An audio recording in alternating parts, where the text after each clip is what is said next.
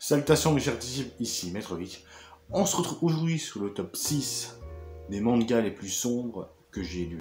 Et on commence avec le premier manga le plus sombre que j'ai lu, c'est Berserk. Voilà, Berserk est un manga assez connu dans le monde des seinen manga, dans le monde des mangas un petit peu dark fantasy, parce que oui, c'est vrai que on a là un peu une œuvre dans un monde médiéval avec des monstres, des sortes de démons qu'on nomme apôtres et que notre héros Guts doit supprimer, voilà, pour accomplir sa quête de vengeance. Donc c'est un univers malsain, super sombre. Honnêtement, il y en a beaucoup qui veulent vivre dans des mondes des mangas, mais pas forcément celui de Berserk, parce que celui de Berserk, il est chaud et les monstres qu'il y a dans Berserk sont juste horribles. Voilà, horribles, et ils ont un côté vraiment effrayant. Et le manga Berserk est aussi connu pour une scène culte du monde des mangas, qui est la scène de l'éclipse. Alors là, la scène de l'éclipse, c'est l'apogée dans la violence et dans le côté sombre de Berserk. Et c'est pour ça que je vous conseille de lire Berserk. Même si Berserk, par la fin, par les derniers tomes, devient un peu moins sombre, je trouve. Mais sinon, c'est un très bon manga et un manga très sombre. Et on continue avec le cinquième manga le plus sombre que j'ai lu, qui est Devilman. Alors Devilman, je le classe au-dessus de Berserk dans le côté sombre, parce que je pense que j'étais quand même été beaucoup plus traumatisé par Devilman que par Berserk. Voilà, parce que je trouve que les démons qu'il y a dans Devilman sont difformes, ils ont des mélanges d'animaux, genre des girafes, des animaux de la savane, ou même d'autres trucs comme ça que je trouve juste effrayants. Voilà, et surtout aussi l'histoire et la conclusion du manga qui est très sombre, et surtout une certaine mort d'un personnage juste assez violente, voilà. Et d'ailleurs, Kentaro Miura, qui est donc fan de Devilman, s'est inspiré de ce manga pour faire Berserk, voilà. Mais en tout cas, voilà, Devilman, ça m'a quand même beaucoup marqué pour son côté très sombre, assez violent. Pourtant, au début, on se doute pas, parce que c'est un petit peu le côté kitsch des années 70, mais au final, c'est un manga très sombre. Et on continue par le quatrième manga le plus sombre, qui est Rainbow. Alors, Rainbow, c'est un manga qui est sombre psychologiquement, en fait.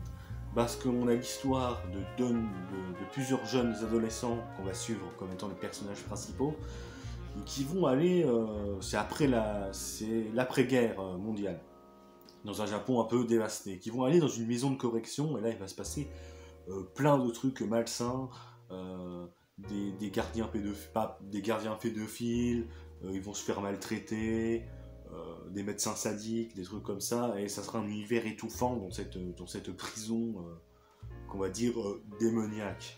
Voilà, et puis on va voir aussi ce qui se passe un petit peu en dehors du monde carcéral, et c'est ça qui va être sombre, parce que le manga là est éprouvant psychologiquement et très réaliste en fait. C'est ça qui rend le manga sombre, et c'est un manga que je vous conseille. Ça fait longtemps que je l'ai pas lu, je pense que je vais le relire bientôt pour en parler en review manga, parce que c'est un manga qui est juste très bon et comment dire, qui prend au trip, parce que c'est un manga quand même qui est assez réaliste. Et on continue avec, il me semble, le troisième manga que je trouve le plus sombre, qui est donc Spirale. Voilà, Spirale, c'est une histoire un peu chelou, j'en ai parlé sur la chaîne. Donc c'est l'histoire d'une ville qui est influencée par l'influence d'une spirale bizarre. En fait, tout le monde se tape un gros trip avec la spirale. C'est une sorte de malédiction, et ça part vite en cacahuète, et ça part dans quelque chose de très malsain. Et c'est ce côté malsain, et Junji Ito est très connu pour ce côté malsain et horrifique, et il y arrive très bien dans le manga. Et le côté malsain, éprouvant, et les dessins nous donnent vraiment ce côté malsain.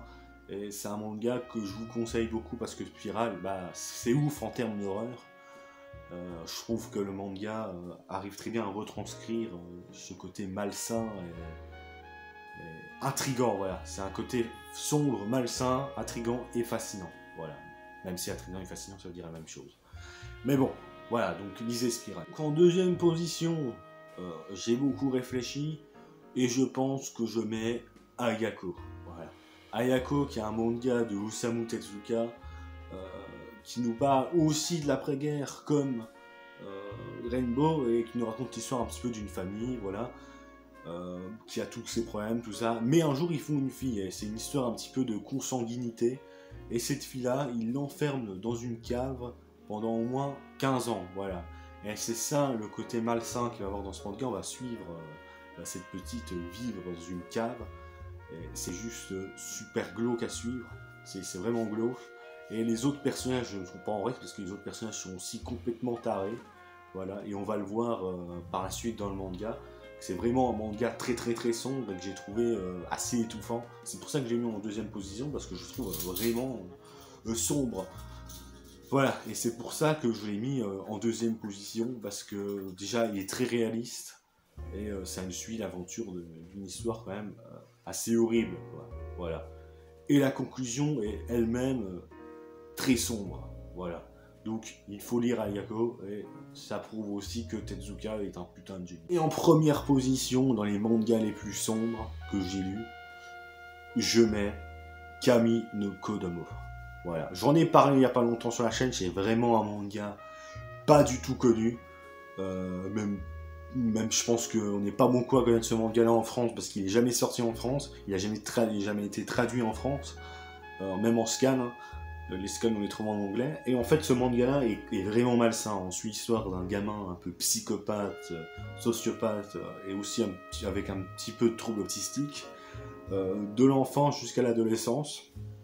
Et ça va devenir de plus en plus malsain, il va faire de plus en plus de saloperies, et je vais pas tout vous dire parce que c'est vraiment dégueulasse, c'est vraiment glauque, et les dessins style Picasso qu'il y a dans le manga, et bah ça rend l'expérience vraiment malsaine, et on voit bah voilà, le personnage, un personnage qu'on a du mal à apprécier, mais en même temps qu'on trouve fascinant, et pareil, l'univers qu'on trouve fascinant, parce que c'est vraiment un univers extrêmement sombre.